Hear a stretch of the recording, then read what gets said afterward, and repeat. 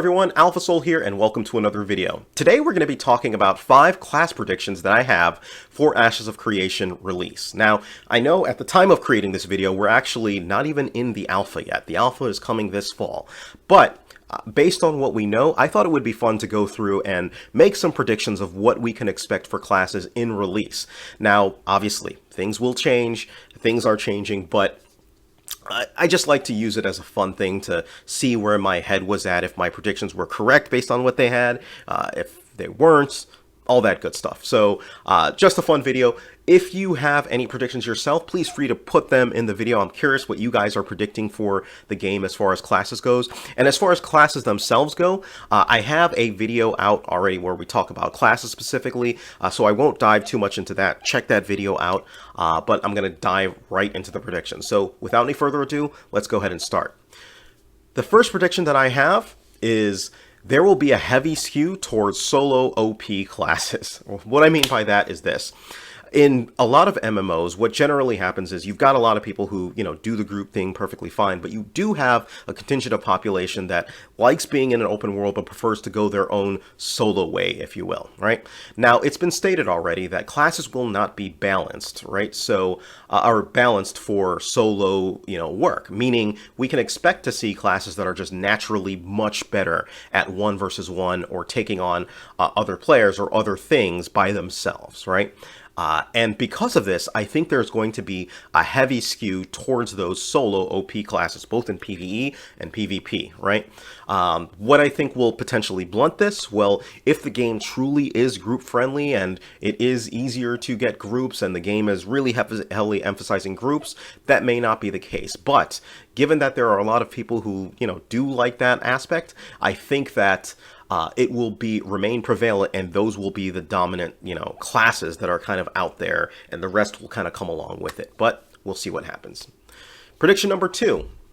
Intrepid will nerf a class for being too overtuned in 1 versus 1. Now, again, they have stated that they will not balance the game to 1 versus 1 combat or, balancing classes against one another. They're balancing parties against one another. So your contribution that a class brings or an archetype brings to the group is the most important.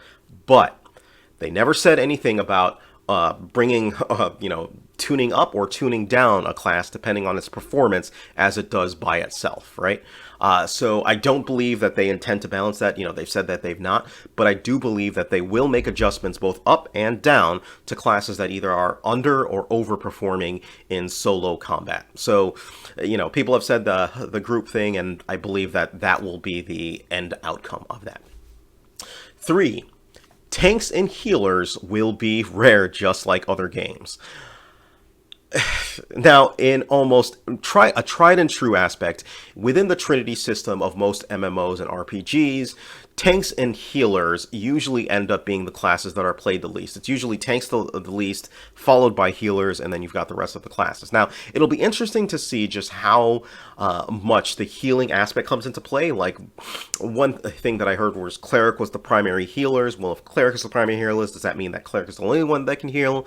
Things like that, but I believe based on what I'm hearing that they still will be, because even if you have a class or a group size of 8, you've got 1 tank, 1 healer, 6 DPS, or is the intent to have 2 tanks?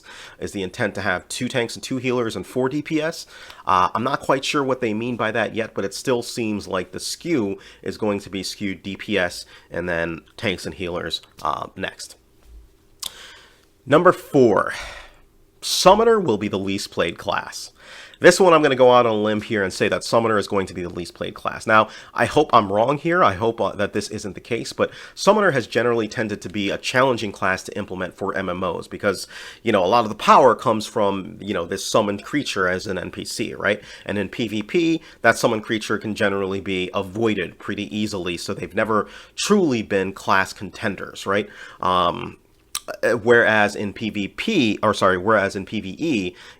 all of your creature are of all the powers coming from a creature, obviously, or your NPC, and it generally tends to be tricky because if you do overtune it too much, the class becomes really strong. If it's too little, then nobody cares about the class. And so that's my based on the other classes that they have, I really think that this will be the least played class. The other one in the running is the Bard, but I think there's more potential for interesting play and mechanics with the Bard than there is the Summoner. So I think Summoner will be the least played class. Number 5, there will be a meta, but it will be a heavily evolving meta. I'm thinking of kind of like the game ShadowBane, if those of you have never played it or have ever played it before. Well, let me start with this. So you have 8 main archetypes that you choose: fighter, cleric, mage, etc. Right? Within each of those archetypes, you have skill points. Right? As you level up, you gain more skill points, and you can put your skill points into different skills. So you can choose this skill or choose that skill, or you can make this skill really strong. So even just within the archetype itself, you're going to have variations between different classes, between different people. Sorry, of what they put into each archetype. Right? Now at level 25. You gain your secondary archetype, right? Amongst the same 8 group of archetypes that you had before, right? So you can combine like fighter with mage, right? To get a class, right? So each of those secondary archetypes provides you with 4 augments. So that means in that pool, you've got 32 different augment options, right? And those augment options you can add on to each skill. All right, so again, massive amount of variation.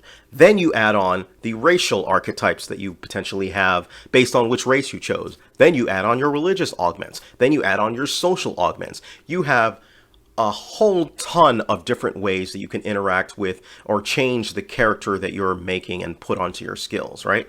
So given that, I think what's going to happen is people are going to find, the popular ones and things of that nature, but because there's so many different options and because, it's kind of out there, I think it's going to be one where, the flavor of day is found here, but then somebody else finds a better combo that works better in this particular situation. Another finds one that's better in this particular situation. There's a lot of kind of different variations that I see here happening from that. And I'm hoping it turns out like ShadowBane. ShadowBane had many different problems as a game, but I thought the way that the skills worked in the game and classes, there were just so many ways to kind of build a character to fit a role, and there were many different little metas that came around and people were constantly experimenting. I love that aspect, and I think this is going to be the case in Ashes of Creation.